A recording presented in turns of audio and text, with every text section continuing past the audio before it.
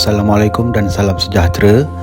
Pada video kali ini saya ingin tunjukkan bagaimana daripada Google Form yang kita telah hasilkan, kita boleh paparkan dalam bentuk visualisasi laporan ataupun report pada Google Data Studio. Contohnya seperti ini.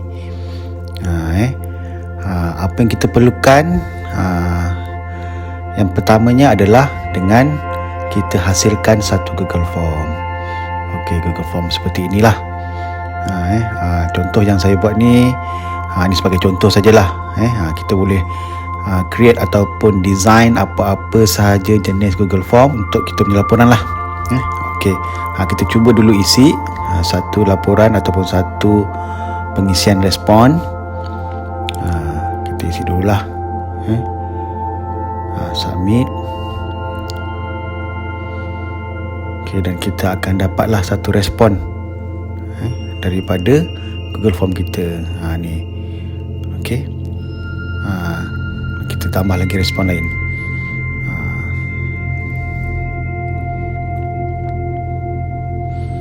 Okey, dah siap satu respon, kita submit lagi. Dan kita tengoklah pada responses. Lepas tu kita create spreadsheet. Okey, kita create new spreadsheet lah. Okey, create.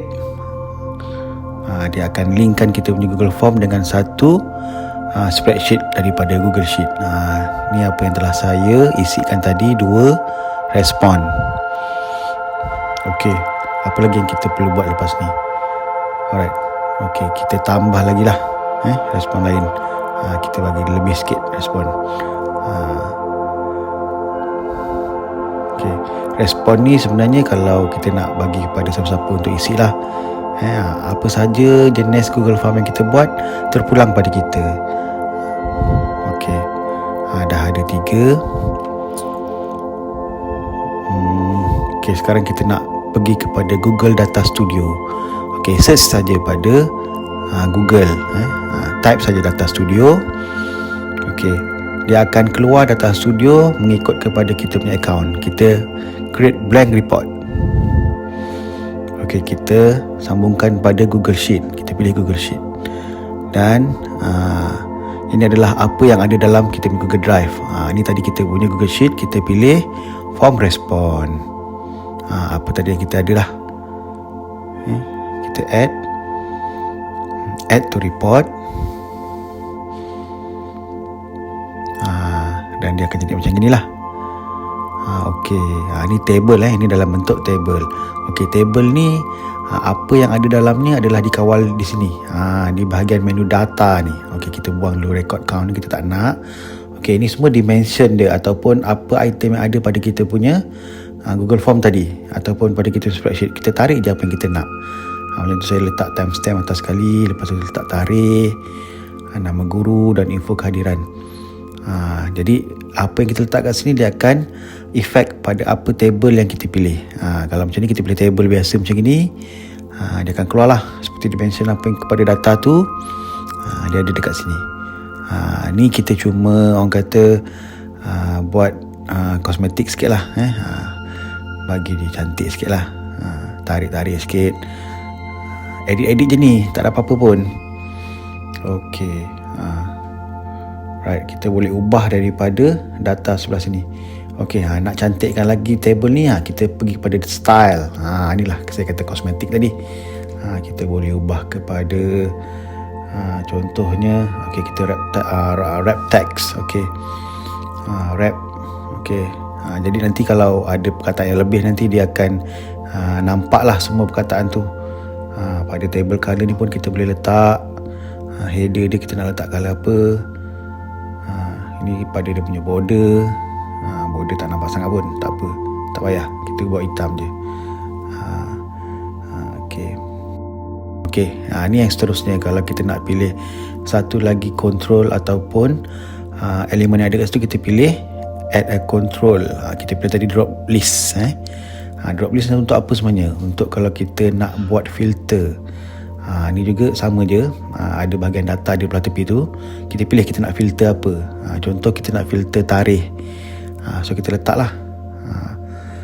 Di bahagian ni pun ada style juga. Ada kita punya kosmetik, kita nak buat apa. Kita boleh pilih apa yang kita nak. Dia punya header, ataupun kita nak pilih dia punya font nak macam mana. Contoh, okey, fontnya dah berubah. Lepas tu kita nak letak background ke, color dia warna apa. Okey, letak. Okey, dah dapat. Kalau kita nak buat filter lain, kita boleh copy saja. Macam ni, copy, paste. Okey, dapat satu lagi filter. Kita tinggal ubah je lah dia punya data dia. Kita nak gunakan filter apa pula? Nama guru. Filter ni maksudnya bila kita klik, kita pilih satu sahaja data, dia akan keluar yang itu sajalah pada table bawah tu. Kita tambah lagi info kehadiran. Okey, dapatlah. Kita boleh klik semua untuk kita samakan ke tengah macam ni. Daripada table tu tadi, kita boleh ubah juga apa kita nak letakkan pada table tu. Klik je tadi gambar pensel tadi. Kita pilih pada dimension yang kita nak. Kita klik saja gambar pensel untuk kita edit. Ni pun orang kata kita ubah so ikut suka kita lah. Ikut apa yang sedap mata kita memandang. Okey, atas tu ada juga boleh letak teks. Kalau kita nak letak tajuk kat sini lah. Saya tak nak letak lah teks, saya nak letak benda lain. Saya nak letak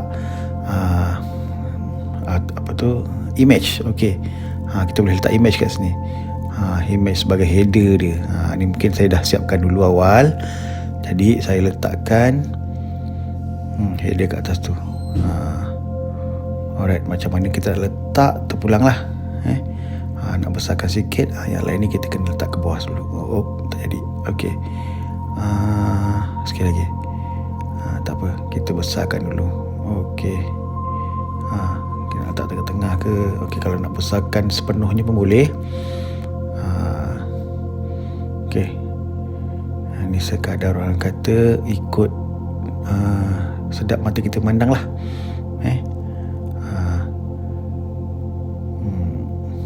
Tak apalah, kat sini saya akan cuba lajukan sedikit. Okey, okey, sampai ke sini. Alright, kita boleh view lah kat sini. Kalau kita nak tengok apa hasilnya. Macam ni. Okey, ni seterusnya kita nak tambah satu lagi chart lain. Ini yang saya suka pakai lah biasanya. Scorecard chart ni. Scorecard chart ni kita akan dapat record count biasanya. Okey, total. Tu dia, record count. Sebenarnya kita boleh ubah sebenarnya kita nak record count apa. Tapi untuk ini saya buat untuk jumlah pengisian lah. Kita boleh tengok pada data ni. Kita boleh ubah sesuai kat sini. Kita carilah apa yang kita nak. Benda ni semua kena hands on sebenarnya. Kalau tak hands on memang kita tak perasan, kita tak dapat apa benda. Tapi sekurang-kurangnya adalah dia punya panduan kan, sikit-sikit. Style ni macam biasalah. Nak macam mana kan, ikut kita lah. Nak sedap mata kita memandang macam mana, kita ubah sesuai. Klik-klik je, jangan takut. Klik je apa yang boleh kita klik tu, kita klik je dulu. Test, kalau jadi dia keluarlah kat tepi tu kan. Kalau tak jadi dia senyap gitu je lah. Okey, ni kita ubah kepada dia punya font. Okey, dan dia punya size font. Kita apa, saya lajukan sikit lagi.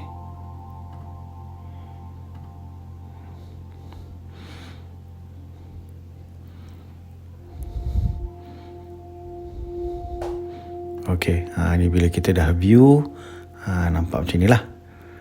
Kan. Okey, masih lagi ubah sesuai lagi. Letaklah kat mana pun, tengah ke, tepi ke, ikut kita lah. Kalau tak nak letak mana-mana pun boleh. Nak delete je pun tak apa. Okey, saya rasa saya tak nak lah benda ni, saya nak delete. Okey, tak apa, sebelum tu kita cari dulu benda lain kita boleh buat. Okey, contohnya kita buat add pie chart. Yes, ini biasa kita gunakanlah untuk kita buat satu report ataupun satu analisis. Kita gunakan pie chart. Pilih je dulu pie chart mana kan. Lepas tu nak letak mana tu ataupun nak besar kecil, ikut kita lah nak buat macam mana. Tarik. Okey, lepas tu barulah kita pilih data apa yang kita nak jadikan sebagai pie chart ni. Saya ambil kat situ info kehadiran. Okey, dapatlah tu dia punya data dia daripada apa yang dah diisi di Google Form tadi. Google Form tu live respon. Kalau ada yang isi, adalah datanya. Terus ada keluar kat sini. Dia akan update ataupun refresh secara automatik selama 15 minit sekali. Untuk pie chart ni kita boleh ubah sesuai jugalah macam ni. Warnanya pun kita boleh ubah kalau nak ubah. Ni kalau ada pilihan lain lah.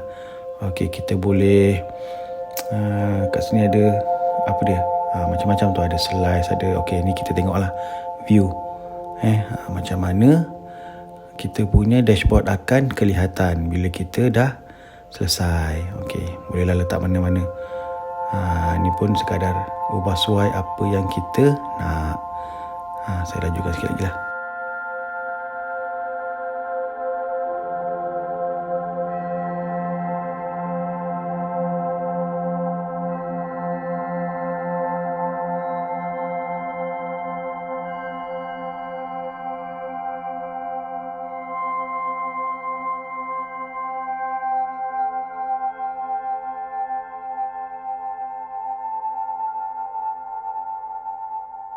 Okey, konon-kononnya ni lah yang dah siap.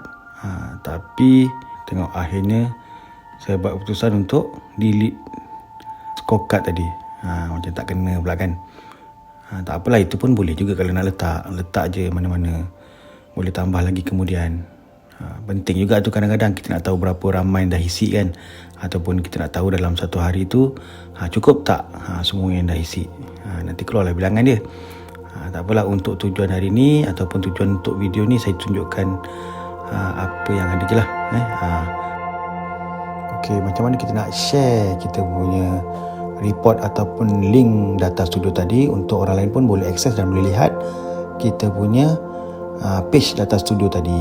Okey, senang je. Okey, ni yang tadi yang saya dah buat, dah siap.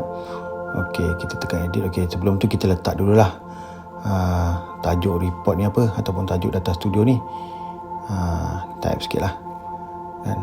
Info kehadiran guru. Okey, siap. Selepas tu kita klik balik kat sini. Apa kita nak buat? Okey, kita tekan share.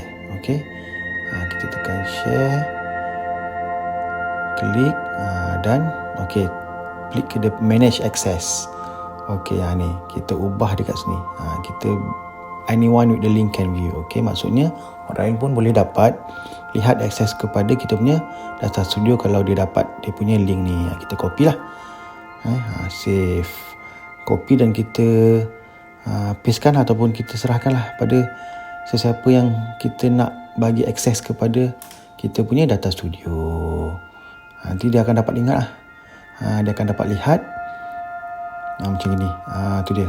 Ni fungsi filter tadi. Bila kita pilih, kita boleh pilih je lah nak filter yang mana. Okey, inilah dia bila kita dah siap.